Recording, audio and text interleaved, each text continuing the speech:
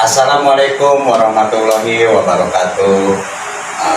Bersama kita kembali dengan channel Raden Jaluni Hajat dengan saya Suherman, dan di samping saya ini sudah ada Bang Raden Jaluni Hajat. Apa kabar Bang Jaluni Hajat? Alhamdulillah wa syukurillah wa nikmatillah, baik-baik saja. Salam sehat selalu. Amin.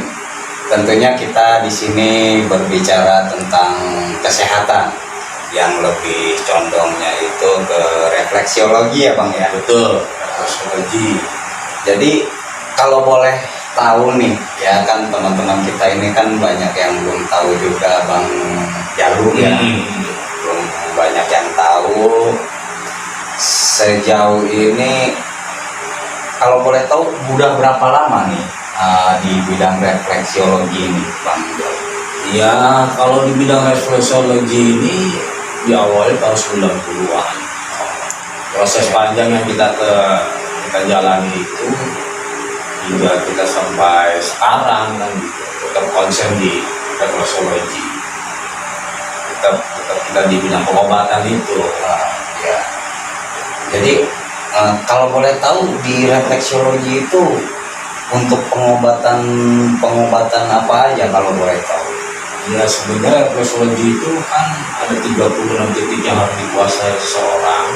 Oh, banyak juga ya? Iya, 36 titik itu yang standarnya.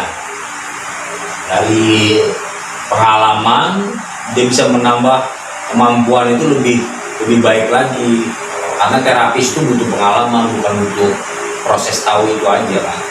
Pengalaman dengan pasien itu sendiri, gejala-gejala pasien itu apa, yang bisa mengetahui apapun apa ya area-area atau poin-poin yang harus ditekan dari 36 titik itu. Jadi setidak-tidaknya mereka harus paham. Oh, apa namanya, dalam bidang refleksiologi ini Bang Jalu itu bergerak sendiri atau awalnya mungkin boleh cerita sedikit ya kan masa lalu atau perjalanan Bang Jalu hingga sampai sekarang ya. Dimulainya dari kapan ya kan, atau sudah ada apa namanya prestasi-prestasi apa yang dicapai gitu. Ya, kita sebenarnya diawali dari ada naungannya. Diawali ada naungan yang dulu tahun 90-an itu kita di mall-mall. Kemudian kita dari pengalaman, dari kemampuan skill yang kita miliki, akhirnya kita berusaha berdikari atau mandiri hingga mencapai titik ini bahwa kita sudah jadi trainer. Oh, jadi kita bisa memiliki terapis baru untuk menjadikan dia bisa menguasai 36 titik bahkan lebih untuk mengobati misalnya berbagai macam penyakit. Oh, berarti Bang Jalu ini selain memang mengobati dengan terjun sendiri, pernah jadi trainer juga. Nah, trainer contohnya kita pernah di Cideng, pernah jadi trainer di situ, terus di Cengkareng, yang terakhir kita di Gorontalo. Oh, sampai Gorontalo? Iya, karena kita di sana untuk mencetak terapis baru yang bisa menguasai 30 titik bahkan lebih, dan harus aktif juga sebagai terapis ini kan, harus bisa merespon penyakit apa ini dulu. Jadi menggunakan deteksi. Kalau saya kan sebelumnya memang sudah punya prestasi, misalnya di majalah tahun 2005 itu di Harvard, saya sebagai pembicara di situ, pilih refleksiologi atau sebagai terapis. Nah, jadi saya dulu terakhir di Pondok Indah. Terakhir di depan rumah sakit Pondok Indah itu Jaya Health Center. Nah, itu saya kelola. Terapisnya ada 15 orang yang di Pondok Indah ini. Pondok Indah. Ya. Sebelumnya sebelumnya saya udah kemana-mana. Oh, banyak juga kayaknya anak buahnya nih tuh. Anak buahnya yang nonton ya. Mungkin ini salah satu gurunya ya, bisa jadi kan. Ya, mungkin nanti banyak teman-teman yang nonton yang kenal Bang Jalumi ini ya. Iya, bisa konsultasi juga. Konsultasi juga bisa.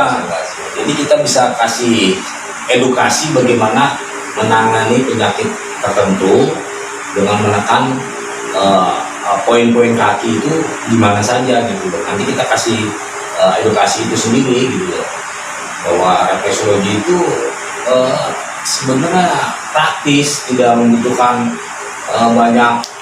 banyak peralatan, banyak tempat yang harus lux atau tempat yang bagaimana, tidak, tapi bagaimana kualitas dari seorang terapis itu sendiri yang bisa mengapresiasi apa ini, merespon itu yang lebih penting gitu. Jadi dia punya deteksinya lebih tahu bahwa Lebih akurat.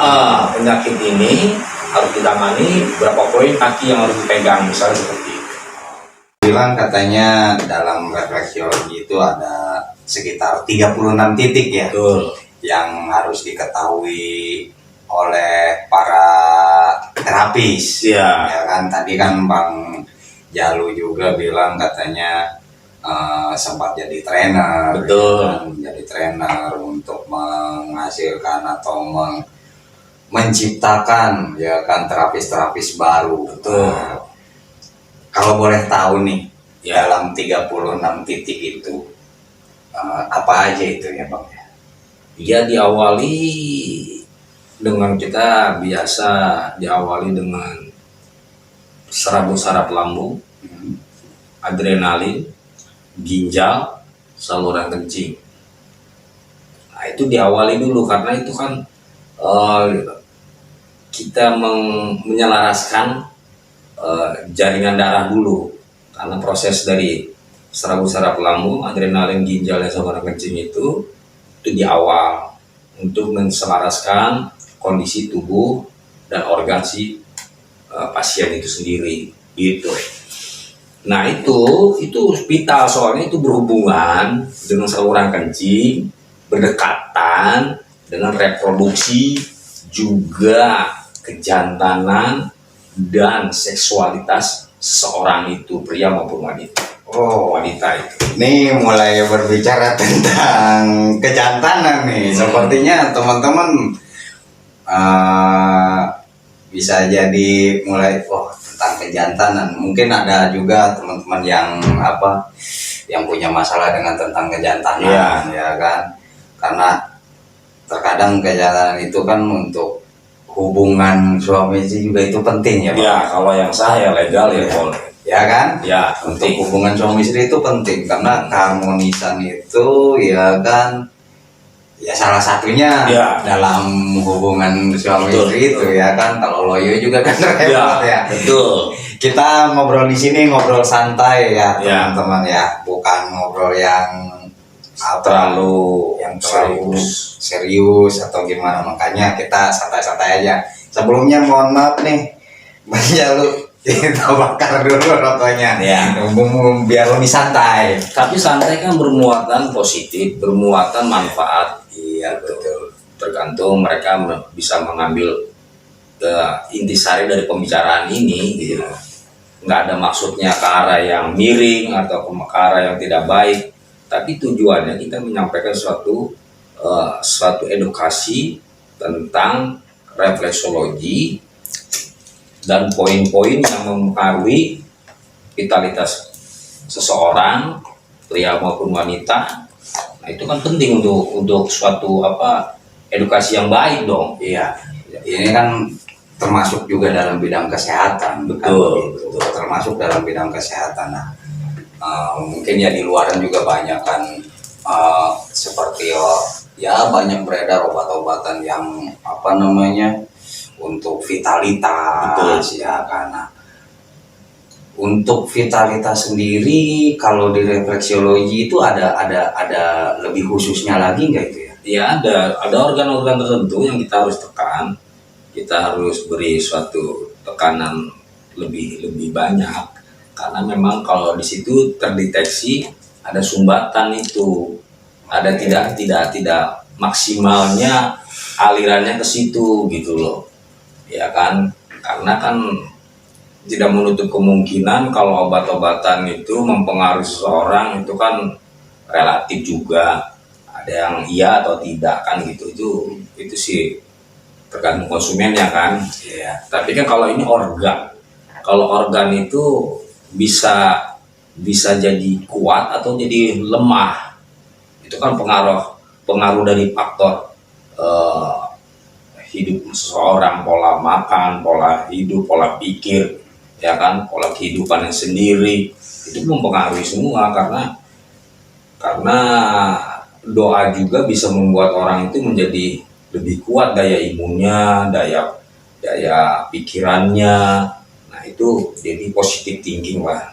Oh iya, berbicara tentang tadi sempat disinggung masalah daya imun nih. Sekarang kan lagi Ya, lagi ramainya tentang untuk mempertahankan imun Betul. kita ya kan, karena ya kita sendiri kan tidak memungkiri memang sekarang itu negara, mungkin bukan negara aja ya, mungkin dunia ya, dunia lagi sedang dilanda pandemi ya, termasuk ya ini kan corona. betul. Gimana ini berhubungan dengan daya imun kita. Nah, agar supaya daya imun kita itu kuat gitu, daya imun kita itu tidak lemah,